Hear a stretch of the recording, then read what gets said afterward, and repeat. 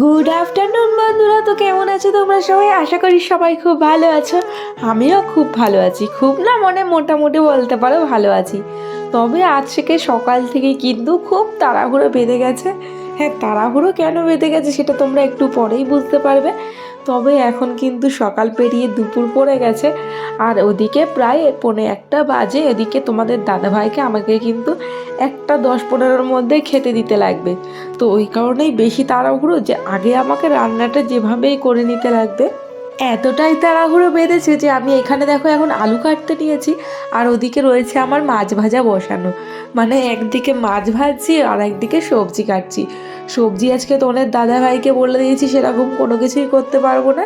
তবে মায়ের হাতের একটা রান্না বেশ ভালো লাগতো, সেটা হচ্ছে আলু বেগুন দিয়ে পাতলা করে মাছের ঝোল।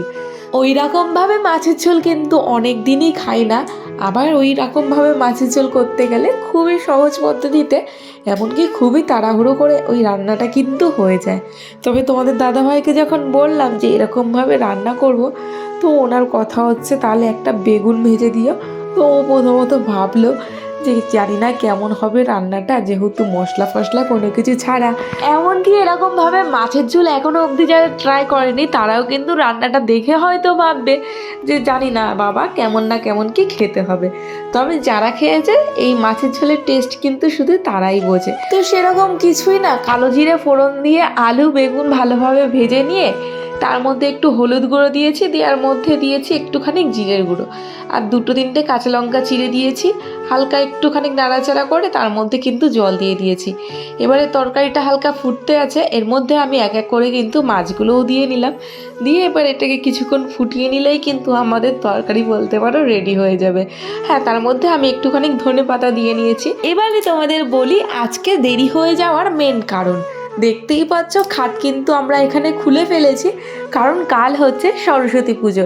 তো সরস্বতী পুজোটা ভেবেছি ঘরেই করব, যেহেতু আমাদের ঠাকুর ঘরে কিন্তু জায়গা অনেকটাই কম, আর ঘরেও করতে গেলে খাট না খুললে মোটামুটি কোনো পুজো করার মতো জায়গা নেই।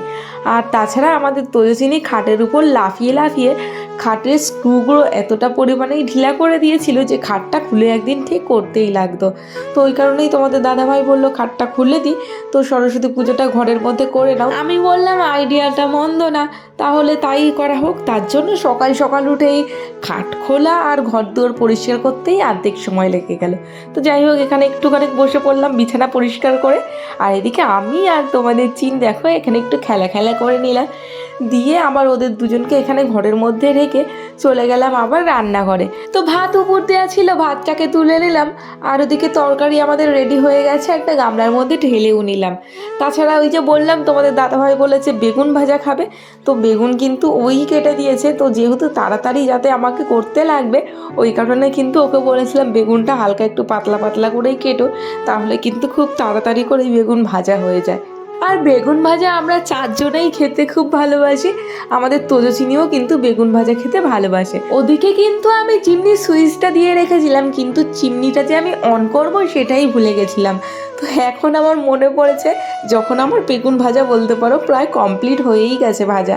তো যাই হোক, আর কি করা যাবে। তারপরে খাবার দাবার নিয়ে সোজা চলে আসলাম ঘরে, কারণ তোমাদের দাদা ভাই আর আমি দুজনেই কিন্তু এখন দুপুরের খাবারটা খেয়ে নেব।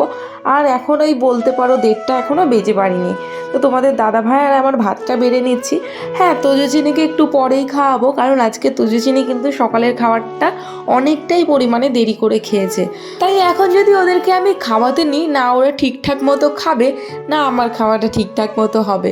তো ভাবলাম হাতে যখন একটুখানি টাইম আছে, তো আগে না হয় আমিই খেয়ে নিই। তো তোমাদের দাদাভাই যেহেতু এই মাছের ঝোলটা আগে কখনো ট্রাই করেনি, তবে মাছের ঝোলটা খাওয়ার পরে ওর কিন্তু মুখে বেশ ভালো লেগেছে, এমনকি নিজের থেকে পরে কিন্তু ভাতও চেয়ে খেয়েছে। তো যাই হোক, আমাদের খাওয়া দাওয়া কমপ্লিট, তোমাদের দাদাভাইও ওদিকে কাজে বেরিয়ে গেছে। আর এই যে দেখো দুজনে কিন্তু দুটো চেয়ার নিয়ে বসে পড়েছে। খাটটা খুলে দেওয়াতে ওদের কিন্তু বেশ সুবিধাই হয়েছে, ওদের খেলার জায়গাটা বলতে পারো অনেকটা পরিমাণে বেড়ে গেছে। তো যাই হোক, এবারে কিন্তু আমি আমাদের তোজো আর চিনিকেও এখানে খাওয়াতে নিয়েছি। তবে ওনাদের বায়না হচ্ছে কেউ চেয়ার থেকে নামবে না। তবে আমি যদি পুরো বসে পড়ছি তো ওদেরকে খাওয়াতে আমার খুবই সমস্যা হচ্ছে, তাই হাঁটু গেড়ে বসেই ওদেরকে কিন্তু আমি এখানে খাওয়াতে নিয়েছি।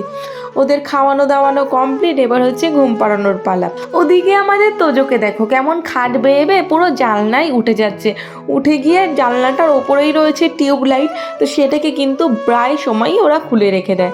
তবে এবার দোলনাটা টানাবো কী করে সেই চিন্তাটাই আমি কিন্তু এখানে করছিলাম, কারণ খাটের উপরে দাঁড়িয়ে দোলনা টানানোটা কিন্তু অনেকটাই সহজ ছিল, তবে এই নিচে দাঁড়িয়ে দোলনা টানানোটা কিন্তু অনেকটাই ডিফিকাল্ট হয়ে উঠেছিল।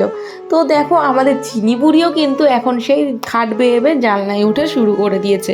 ও তোজোর ছাড়া কোনো কিছুতে কিন্তু কম যায় না, বলতে পারো সব কিছুতে কিন্তু ও তোজোর ছাড়া আরও বেশি এক কাঠি উপরে যায়। তো যাই হোক, অনেক কষ্টে দোলনাটা কিন্তু টানিয়ে ফেলেছি। এবারে আমি ওদেরকে এখানে বিছানাটাও করে নিচ্ছি। তুমি কি করবে এখন? ঘুম পাচ্ছে? সত্যি তো? সত্যি সত্যি ঘুমিয়ে পড়বে তো?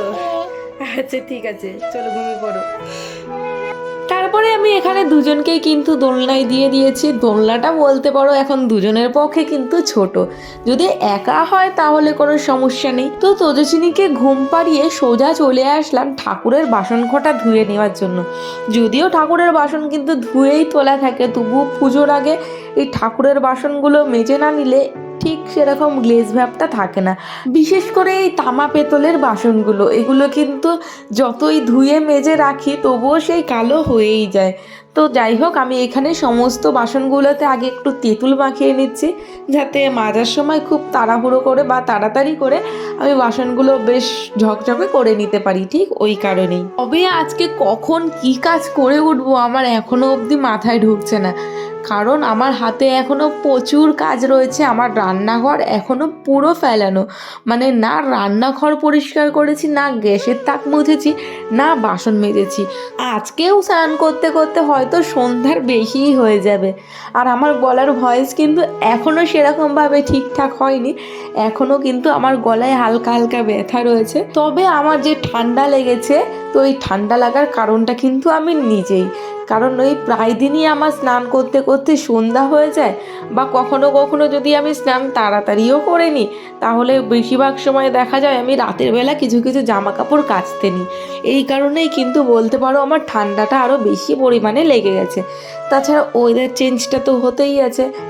তো চলো আগে বাসনগুলো মেজে নিই, তারপরে না হয় তোমাদের সাথে গল্প করা যাবে। বেশি গল্প করতে গেলে আবার দেরি হয়ে যাবে। তো ওবেলা আর আমি ভিডিও করতে পারিনি, সন্ধ্যাবেলায় গেছিলাম একটু বাজারে, মানে দোকানে বলতে পারো। তবে সেখানে গিয়ে আমার চিকেন মোমো দেখে এত পরিমাণে লোভ লাগলো, 1 প্লেট চিকেন মোমো বাড়ি নিয়ে চলে আসলাম। আর মোমো খেতে কিন্তু আমি খুব পরিমাণে ভালোবাসি, মানে আমাকে যদি এক পাশে বিরিয়ানি দেওয়া হয়, এক পাশে মোমো দেওয়া হয়, আমি কিন্তু মোমোটাকেই বেছে নেবো। তবে মোমোটাকে কিন্তু ভালো খেতে হতে লাগবে। আমি মোমো কিন্তু যার জন্য সব জায়গা থেকে খাই না, কারণ 50 টাকার নিচে এখন ধরতে গেলে কোথাওই কিন্তু মোমো পাওয়া যায় না। আমাদের তোজস্বিনীও কিন্তু মোমো খেতে বেশ ভালোবাসে, মানে দুজনেই বলতে পারো আমার উপরেই গেছে। যাই হোক, মোমো টোমো খেয়ে ঘরের আরও বাদ বাকি কাজবাজ সেরে এখন বসে পড়েছি আমাদের চিনির ব্লাউজ নিয়ে, কারণ আমাদের চিনি তো আবার কালকে শাড়ি পরবে, তাই না? তো কালকে কিন্তু চিনির তোমরা অন্যরকম একটা লুক দেখতে পারবে। তবে চিনির ব্লাউজ যখন আমি এখন সেলাই করতে বসেছি, মানে আমার চিনি আর কি এত পরিমাণে মোটা যে ব্লাউজটা ওর গায়ের থেকে পুরোপুরিভাবে খুলে পড়ে যাচ্ছে। তো যাই হোক, এখন এখানে আমি হাতেই কিন্তু ওর ব্লাউজটা সেলাই করে দিচ্ছি বা মেরে দিচ্ছি বলতে পারো। তবে এই ব্লাউজ সেলাই করতে গিয়ে আমার কিন্তু আমারও ছোটোবেলাকার কথা মনে পড়ে যাচ্ছে।